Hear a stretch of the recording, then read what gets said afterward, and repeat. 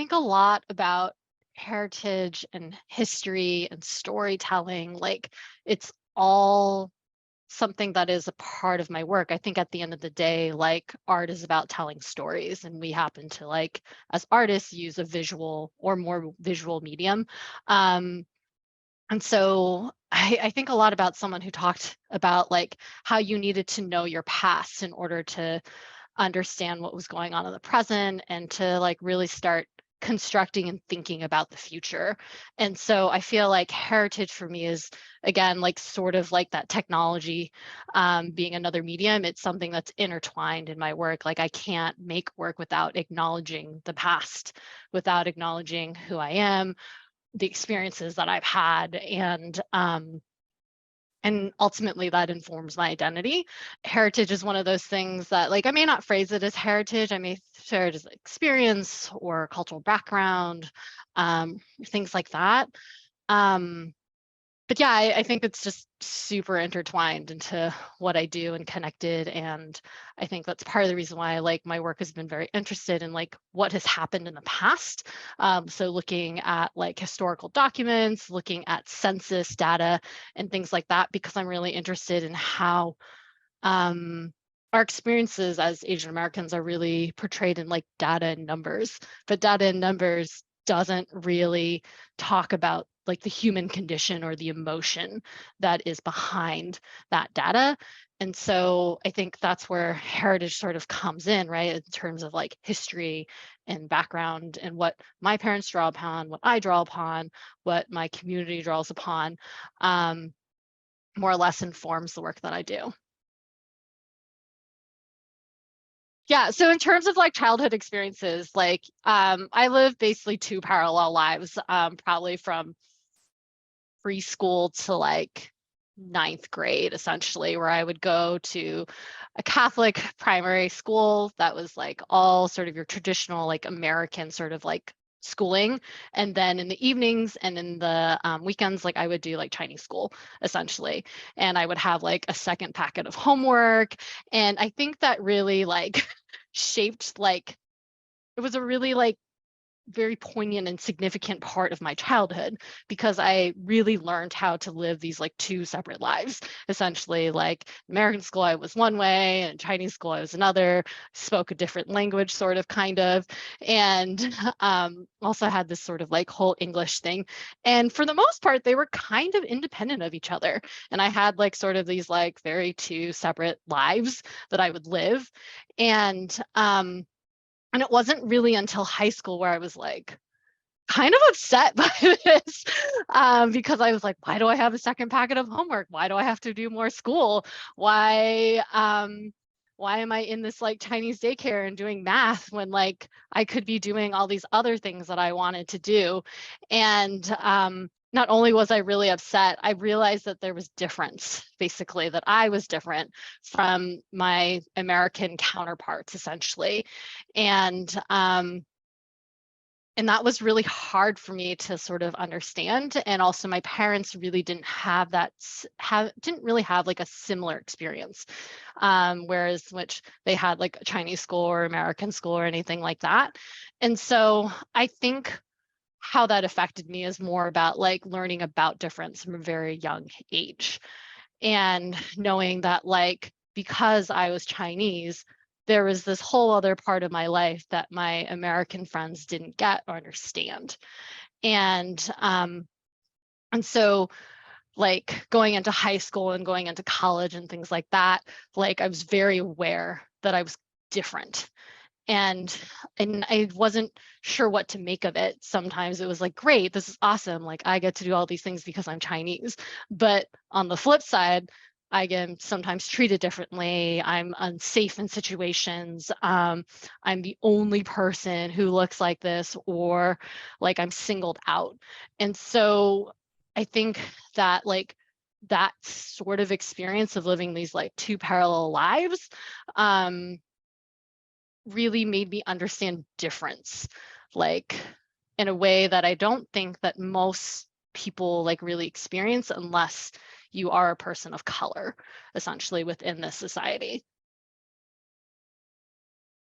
that's really one of the major underpinnings of my work. Like it's something that I have to explore. Like it's inextricably tied to what I do and how I think and how things are, how I perceive things. I think a lot about those experiences that I had because it's my way, I think, in some ways of processing it too. And so like I think about pieces that I've done in the past and it, yeah, and it's like if I wasn't Asian American, like I don't know if those pieces would be the same or like if those would have the same sort of like impact that they do, or at least the impact that I hope that they do. And so I'm thinking about like just like one of my pieces that I did in grad school, and it's about all the awards that I've received, basically. And so I've put up about like 80, I think it was like 83 or 84 awards that I received all throughout childhood, from like kindergarten, first grade, up through high school. And then on the opposite wall, I faced it with a letter from my dad. And my dad was like, you know, I'm really concerned about your choices in going into grad school and doing art as your field of study. And he goes on and talks about like how when he immigrated to the US, he had to do something that would make money. And it just happened to be engineering. And it happened to also be something that he loved and he liked and he was good at. And he was really concerned about this fact that I decided to do art because of I think the perceived insecurity that art has as like an industry, as a discipline, as just like all of the like stereotypes that you can think about artists and making a living. And so like I think like without that sort of acknowledgement of being from a Chinese American family, without that immigrant experience, I don't think that piece would be the same. It wouldn't carry the same sort of weight that it does and relevance. I think that everyone, well, maybe not everyone, I think there could be a similar story for like American families in general, but I think without that underpinning of immigration and cultural expectation, or even like this idea of model minority falling into that too, the piece just wouldn't be the same. Belonging is something, and I'm still trying to figure out like what that means. And I think it evolves as I age. Like I think when I was a kid, I just wanted to be friends with like the cool kids. I wanted to feel like I was in part of the in crowd, and I wanted to be good at sports and like just be friends with like the popular kids in such like a cliche way. Basically, I wanted to get invited to people's parties and go to their houses and do play dates and things like that. And on the flip side, I wanted to be able to do that too in my own house. I wanted to be able to invite my friends over. I wanted to have sleepovers. I wanted to do all of those things. But when I fast forward and I think about now, belonging is like totally different. I could care less now if I'm part of that in crowd. It's just not as important to me as I think as something as I really wanted to be in, like if I think about middle school Alison, basically. But now belonging is, I think it's a lot more complex. Belonging is about feeling valued. It's about feeling recognized for the work that I'm doing. It's about feeling safe. It's about trusting myself and also the community around me as well. Belonging is about being able to chill and relax in a place and in a community. And I think that like belonging also means that like I think there's this really like huge aspect of safety to it, whether it's psychological or physical or both, really, and all great honesty there. Um, so belongs, yeah, it's a big word. Like really, really trying to like think about like what that means to me now. But I think my work is really trying to like, I think that's also another undertone there about like what does belonging look like? What does that mean to me? And I'm thinking about some of the new work that I'm making that I'm hoping to also put in this new show too, is about like what does belonging look like in the workplace too? Because I think like for so long, belonging has just been about like, at least from a historical standpoint, of just sort of like getting through life as people of color in the US and not really raising suspicions or getting the spotlight on you, but really just like making it through. That would be like definition of success. But now it's like, I don't like that. Like, I want something more. And I think like that's where this idea of belonging really comes into play. Like, I want to be in leadership. I want to be recognized in my work. I don't want to just sort of like skate by and be invisible. I think that there's something more to that. And so I think, as I sort of said in the beginning, belonging is just something that is shifting. It's evolving as I get like more information and also as our community changes. When I talked about having two parallel lives, it definitely felt like one was lesser than the other. And it happened to be the Chinese one because it wasn't what it wasn't what I maybe expected is the wrong word, but it wasn't what society told me like my home life should look like. And I don't know that like I as a child could really make sense of that because it was just so normal. Like, this is what you do. And so home, I think, is like, it's evolving because like now I'm at the age where I'm making my own home. I'm no longer the nuclear, like I live with my parents and my sister, and we sort of have our like home together. And so home right now is me and my husband and our dog. And like we have like a house together, and that's sort of like what I've been sort of trying to evolve and make our home together. And so I think home again is a place where I belong. It's a place where I feel safe. It's where it's a place that I trust. It's a place that feels warm, and it's a place that I want to like go to. You know, there's also this like sense of a place that I can just be. And where I think like when I was growing up, like just being me was also a little bit hard because like I definitely was like rebelling against some of the, well, maybe not some, a lot of the things that my parents wanted me to do or act or things like that. So yeah, I hate to say it again, but it's like it's evolving. Like it's something that like I am actively trying to like continually make better. How you define community, like immediately I think about like my dog. So my dog is an Australian Labradoodle. He looks essentially like a Muppet. And I think that one of the things that I didn't realize before I owned a dog 5 years ago was how community grows around you having a dog.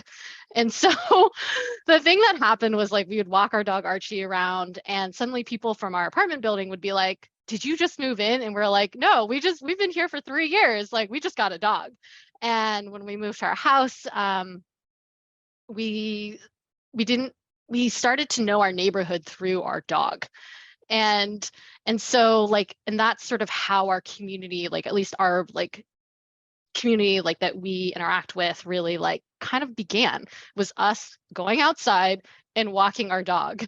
And it's probably what I realized is that like as people who own dogs and walk them constantly, people see you in the neighborhood and they start to recognize you and they start to say hello. And like it takes time. Like it's, you know, been a couple years now that we've like walked our dog and doing that, but we've met so many people just in our immediate like neighborhood community here. And there's also like he also opens doors to like puppy classes and like and just like things that like, and so like some of our best friends now are people we met in Archie's puppy classes.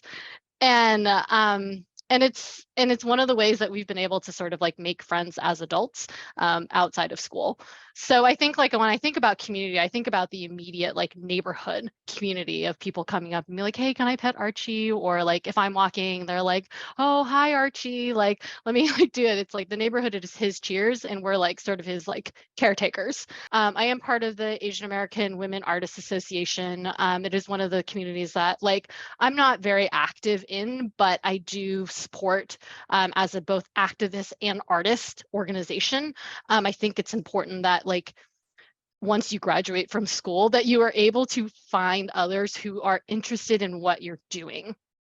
And I like that because it's kind of like a low commitment way to do that, especially like when I graduated, I changed careers. I was like, and so it was one way that I felt like I could keep in touch too.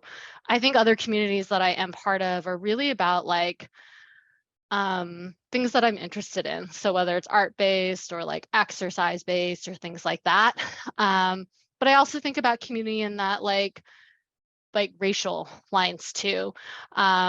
Whether that's Taiwanese or Cantonese. I say that I'm Chinese American because it's really honestly easier for people to understand that versus being like, well, my mom is Taiwanese, my dad is Cantonese. And so really like they definitely identify Taiwanese, Cantonese, but it's like a little bit more like complicated because both my parents grew up also a significant portion of their childhood was in Thailand. And so like there's also that sort of like Thai community that comes into play too, where in some ways I really think that like my mom, while yes, she is Taiwanese, like from an ethnic standpoint and speaks Taiwanese, like she learned how to read and write Thai. So like when we go to Thailand, it's definitely this moment where I'm like, wow, this is her community. This is where I see that she's most comfortable. And so I think there's that other aspect too of like kind of like Chinese, Thai, Cantonese, Taiwanese sort of like all rolled into one. And then and so like I think there's always that familiarity when I'm like, oh my God, like when I see like anyone or know anyone from like any of that like large swath of people. So yeah, like it's again like it's evolving as my life evolves. Like in some parts, like community is really strong when it's like my dog, because that's what I'm really focused on. But other times, like maybe right now, where like I took a break from art, I wasn't doing making art until like Tui actually asked me to do this, and I was like, oh right, I'm part of that. Like I do that too, and so community, it seems to like ebb and flow as like my interests go and where I'm at in life too. Being an active dog owner honestly makes you a part of that community. And it also makes me part of sort of the larger community. Like whether I like it or not, like I know what's happening in the neighborhood because I see it every day. I can be like, they're getting renovated. Oh, that house just went under sale. So like, or like I also see people's kids like grow up. So because we walk by them or they're no longer on the primary school morning train because they're in middle school now. But I see it because Archie and I are there every morning, or we're also there in the evening and things like that. And so I think that like community there is definitely about just being present within there and being, and maybe not necessarily being necessarily active per se, but it's really about like acknowledging others in your community. And I think its simplest is just acknowledging like, hey, hello, good morning, how are you? And sort of going about your day, or having little kids in our neighborhood give Archie treats because that makes them happy. But it also gives me a point to interact with people that I probably wouldn't interact with honestly in my daily life because I am childless and like why else would I be like talking to kids basically. When I was teaching and I was like teaching art for the University of Oregon or even at UC Santa Barbara and like grad school, like it was really easy to be a part of the community. Like you just had to show up, go to like shows, and again, really be present, like baseline. That's all you really needed to do. And I think once I graduated and started working, I lost touch with that community pretty easily because like it's harder to know like when things are happening. And it like you really have to like go out of your way to like be like, I'm going to a show, I'm going to this thing, or I'm going to read this article or something like that. And like I lost touch like with the community. And so I think now it's been this moment where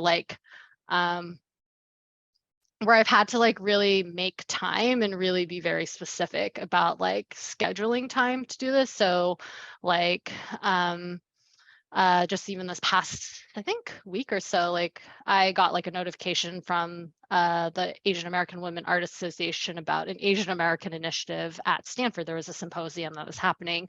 And so like I really had to like plan and be like, on Saturday, I am going to this thing and I'm going to like do this.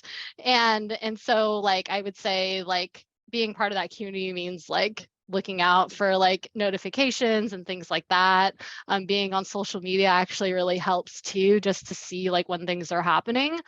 But it also means like making a choice and like scheduling time, which just doesn't feel as exciting as it once was when I was in school, where I could just be like, yeah, I'm gonna roll over to this opening, have some wine and chat with some people. And now I'm like, oh my gosh, like gotta schedule it, I gotta like get there, I gotta like do all these things. So it's something that like I want to like make time for, I want to do, but I also like need to make sure like I have the initiative to do it. My gut is saying like absolutely, that totally affects the way that I perceive my community. I also perceive my safety, my family's safety. Um, it it definitely is at, I wouldn't say the forefront, but it's constantly there as something that I think about. And I would talk, I think a lot about this idea of like hypervigilance, basically, where I'm just like, okay, I need to be even more like cognizant about what's in my surroundings because I know that this is a thing that's going to happen. Or maybe happen is maybe too strong of a word, but it is a possibility. It is in the realm of possibility in my life experience, even though I live in the Bay Area and it's super diverse. And like, I basically live in suburbia and it's actually like, there's actually a fair amount of Asian and Asian Americans here in my neighborhood. But it definitely is exhausting thinking about it.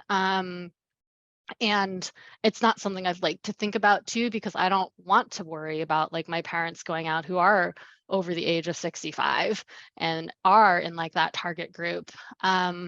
It's something that really scares me too. I think it was much scarier in the beginning when it was like really like the first person that like really like happened, especially like when I think about like the Thai man that was assaulted and later died in San Francisco. And I'm thinking like, oh, that's where that like Thai background like comes in. Like that's something where I'm just like, what is he gonna do? What's gonna happen? And then I think about like my mom or like my dad, because like they maybe are not as old as he was, but like they definitely fit sort of that like persona, basically. And I think that the result of this like increased wave of Asian hate has definitely changed some of my daily movements too. Like I don't particularly love going places alone. It's not something that I feel overly safe in. Not that I felt like uber safe before, but now I'm just like, like should I be more mindful of like my surroundings basically, or maybe I should take my dog with me because, you know, he's not vicious looking, but he definitely will bark if he perceives that he's unsafe. The other thing that I've noticed is that I think about it too at work. I am perceived, how people might treat me, like it's something that it's really hard to like sort of separate from like day-to-day life. I think on the flip side, like I have really appreciated like a lot of groups coming together to like think about how to represent it, how to report on it.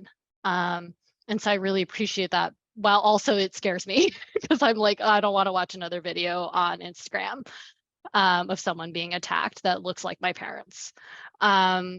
So it's kind of a mixed bag, but I would say that it's like overall exhausting to think about. At least from my perspective, like the art that I want to make, I want to put a face to to what to what experience looks like. But what I'm really interested in, where I think art can really play a big role, is thinking about the actual human impact. What does that emotion look like? What does that condition look like? More than just like, this thing happened, and you're like, okay, great, now what do I make of that? And so art for me becomes that medium. It's a way to process, it's a way to represent. And so a lot of my work has like my face really close up, basically, because I want to make sure that people understand that I am a human. First off, I have very distinct facial features from other Asian people, and that this is like something to pay attention to. I think a lot about this artist. Her name is Valerie So, and she did a lot of work that was very portrait based for, and her reasoning was also like, you just don't see that many Asians in media, so like people really do think we all look the same, and it's like, no, we don't. But if you don't see it, if people aren't visually representing Asians in a significant way, then like, how would you know? Basically. Like, and so I kind of like really took that to heart with a lot of the work that I do, is really about like portraiture. It's really about like having this like uncomfortably sometimes close frame, basically. And the thing is, I don't even like the way that I look. So it's like really hard to see like 6 foot like Alison like there, or seeing it projected, because it's just like your insecurities definitely like get onto there. But besides that point, basically, I think art is like a really great way. And it's like, I want to say like low risk to like, for someone to like get into it. Like they can decide whether or not they want to interact with the art. They can decide whether they want to do it. And so like, that's where I think like there's an importance in art too, as a communication like thing. Art like gives you a lot of leeway to think about these things. Like I think what's going to be interesting about this show that we're talking about is that like it's going to be a huge breadth of medium and varieties, but they're all going to sort of like have some really similar underpinnings and tones and themes and things that come out. And so like that's something that I really enjoy, basically. Like, and I hope that like that there is that something resonates, basically. And I think that like art can do that. Art can be sort of that like medium. The hope is that like I that there are more authentic like voices. Elaborating and building legacy is like, when I think about work, I think about it as like, this is the message that I want to tell. Basically, this is the story I want to tell. Whether or not it resonates with my community or with the audience or with the viewer, it's kind of not really up to me, basically, because it's like art is such a personal experience, basically. And so like with like kind of the legacy that I want to build, I really want to add to like just more representation, essentially. I want to have my story told. I want my story to be heard. I want to make my experience visible to my audience and to my community too. And so it's it's challenging, right? Because I really think about like the personal experience of making art and how it's received is kind of, I wouldn't say secondary, but it's not my primary focus per se while I'm making it. Especially since a lot of my work really blends like private and public. And so like I find it interesting and I find it impactful when I can sort of blur those lines in my work. And I think the result might be that it might build upon a cultural legacy or elaborate on it, because I'm adding to that canon of whatever is going to be out there at that time. But I'm doing it in from a fine arts perspective, basically. And so like, I think with that, you are, at least for me, like I'm putting on like a show, basically. Like I am inhabiting my identity, but I'm also inhabiting like sort of this identity that I've have made for myself as an artist too. So so I think like if I'm able to share like the emotional experience or make an emotional impact on someone, then I think that I've been able to build a cultural legacy in that moment. I definitely have been using my artwork as a vehicle to rebel against a lot of the messages that I was told when I was a kid. And so like I am not very good at keeping quiet in my work. It's just not something that I want to do. I've put family conversations in the public sphere, and it is something that I have definitely gotten some feedback from parents about. And and I'm also not afraid to talk about racism and discrimination and harassment within that artist vehicle. And so I think from a cultural legacy standpoint, I hope that like I can set like a different tone, basically. I talk a lot about this in my like graduate work, but I want to move away from that immigrant story because I don't have an immigrant story. I was born here in the US, and and so I want to know what that legacy looks like for those people who have grown up here, who have been sort of in these two different worlds and sort of navigating that liminal space, basically. And so I hope that it adds to that canon, and hope that there's a different story to tell, and that like I'm hoping that my work helps to move away from that immigrant story. I don't think there's anything wrong with it. It's more just that that seems to be the major story that is told mostly, and that, like, for a lack of a better term, white audiences are interested in.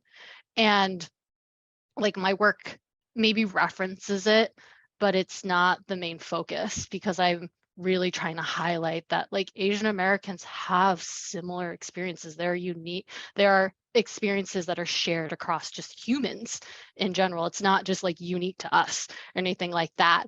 And so that's what I hope that my work will start to begin that. Especially in shows like this, basically, that have like multiple voices, that where not everyone has that immigrant story.